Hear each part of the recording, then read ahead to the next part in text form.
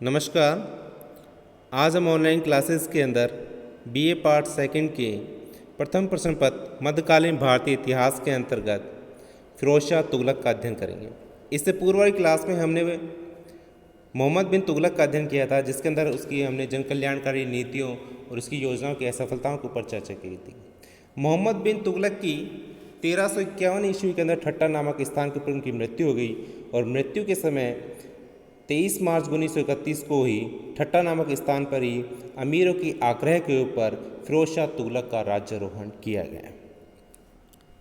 फिरोज शाह तुगलक का जन्म 1309 ईस्वी में हुआ था और वह मोहम्मद तुगलक के चाचा रजब का पुत्र था।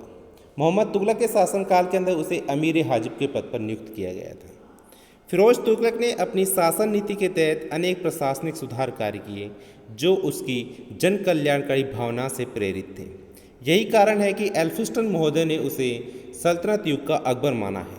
वहीं फिरोज तुगलक के समय कुछ सैन्य व्यवस्था, जागीरदारी प्रथा और धर्मांतता के संदर्भ में कुछ ऐसे कार्य भी रहे हैं जिसकी वजह से उसे तुगलक वंश के पतन के लिए उत्तरदायी भी ठहराया जाता है।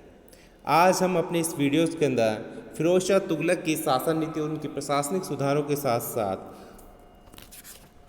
तुगलक वंश के पतन के लिए उत्तरदायी कारणों पर भी चर्चा करेंगे।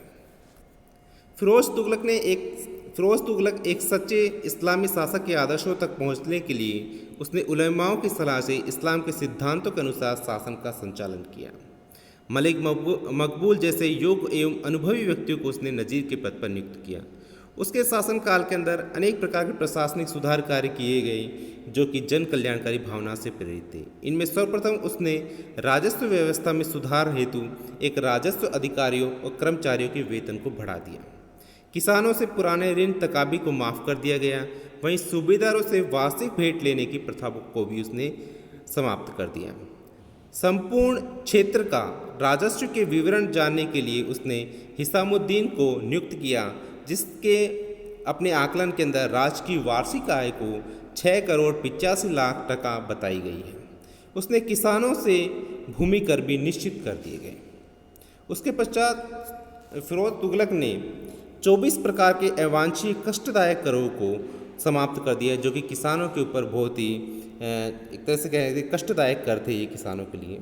साथ ही उसने कुरान के अनुसार 4 कर खिराज, खम्स, जक़ात और जजिया कर लगाए। इनके अलावा किसानों पर सिंचाई कर भी लगाया गया जो उपज का 1/10 भाग था। फिरोज तुगलक ने कृषि की उन्नति हेतु सिंचाई की व्यवस्था की तथा 5 बड़ी बड़ी नहरों का निर्माण कराया। इसमें सबसे बड़ी जो नहर थी वो यमुना नदी से हिसार तक जाती थी, जो लगभग 150 मील लंबी थी। दूसरी नहर सतलज नदी से निकलकर घग्गर तक जाती थी और तीसरी नहर मांडवी और सिरमौर से हांसी तक, चौथी घग्गर से फिरोजाबाद तक और 5वीं यमुना से फिरोजाबाद तक जाती थी। इसके अलावा सिंचाई हेतु उसने 50 बांध, तालाब और लगभग 160 कुएं भी उसके शासनकाल के अंदर खुदवाए गए। फिरोज ने दिल्ली के आसपास लगभग 1200 बाग भी लगवाए, जिससे 1,80,000 टका वार्षिक आय होती थी। इसके साथ ही उसने 36 कारखाने भी स्थापित किए गए जिसमें विभिन्न प्रकार की वस्तुओं का निर्माण कार्य होता था। फिरोज की न्याय व्यवस्था भी इस्लाम के ऊपर आधारित थी और उसने अंग भंग यानी कठोर प्रकार के दंडों को उसने समाप्त कर दिया था। साथ में अनेक प्रकार के परोपकारी कार्य भी उसके द्वारा किए गए। उसने निर्धन लोगों को सहायता देने हेतु दीवान खैरात नामक दानशाला खोली, जिसमें निर्धन मुस्लिम कन्याओं के विवाह हेतु दान दिया जाता था। उसने दिल्ली के अंदर एक दारुल सफ़ा नामक अस्पताल खोला गया, जिसमें रोगियों को निःशुल्क दवाइयाँ और भोजन दिया जाता था। ये आधुनिक स्वरूप के अंदर एक हॉस्पिटल के रूप में था। और उसने जो बेरोजगार लोगों को रोज़गार देने के लिए भी एक रोज़गार दफ्तर उसके द्वारा खोला गया। तो इस प्रकार से उसने एक दीवान खैरात नामक एक दानशाला खोली गई और दारुल सफ़ा नामक एक अस्पताल उसके द्वारा खोला गया और रोज़गार देने के लिए एक रोज़गार दफ्तर भी उसके द्वारा जो है स्थापित किया गया था। फिरोज ने अनेक नगरों को भी बसाया। उसमें फिरोजाबाद, फतेहाबाद, फिरोजपुर, हिसार, जौनपुर आदि प्रमुख थे। इसके अलावा उसने अनेक मस्जिदों, सरायों, अस्पतालों, झीलों, नगरों, शिलालय और महलों आदि का भी उसके द्वारा निर्माण कराया गया।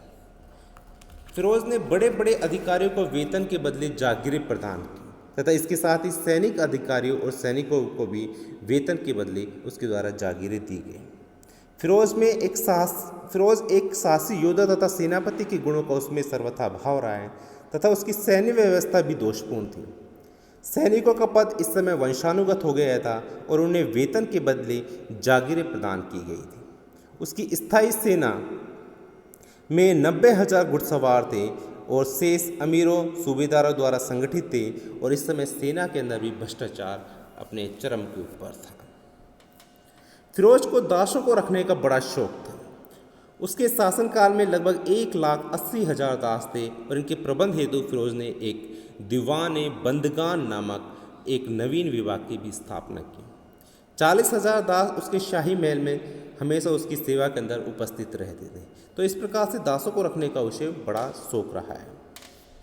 तो फिरोज तुगलक की अनेक जो ये दोषपूर्ण कार्य भी थे, इसलिए उसे तुगलक वंश के पतन के लिए उत्तरदायी ठहराया जाता है, जिसके अंदर जो उसकी सैन्य व्यवस्था थी वो बहुत ही दोषपूर्ण मानी जाती है मुख्य रूप से, क्योंकि उसके अंदर वंशानुगत पद के कारण अनुभवहीन सैनिकों से परिपूर्ण थी वो, और उसकी सेना में सामंत व्यवस्था का भी आरंभ किया, जिससे सेना में भ्रष्टाचार इस समय बहुत अधिक बढ़ गया था। फिरोज ने साम्राज्य से निकले हुए प्रदेशों पर पुनः अधिकार नहीं किया। उसने जागीरी प्रथा को अपनाकर साम्राज्य को दुर्बल किया।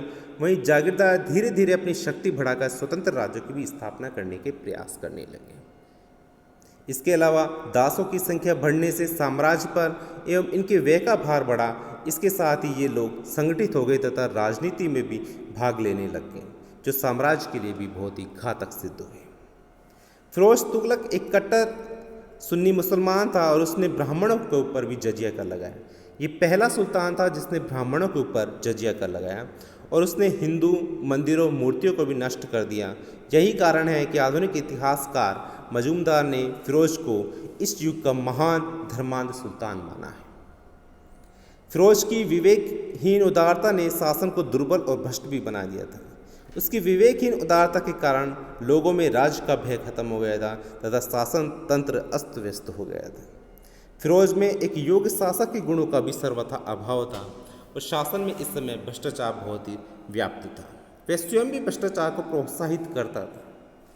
आधुनिक इतिहासकार अवध बिहारी पांडे के अनुसार फिरोज की इस नीति के कारण देश में अव्यवस्था और भ्रष्टाचार में वृद्धि हुई, जिससे सल्तनत का पतन अवश्यंभावी हो गया।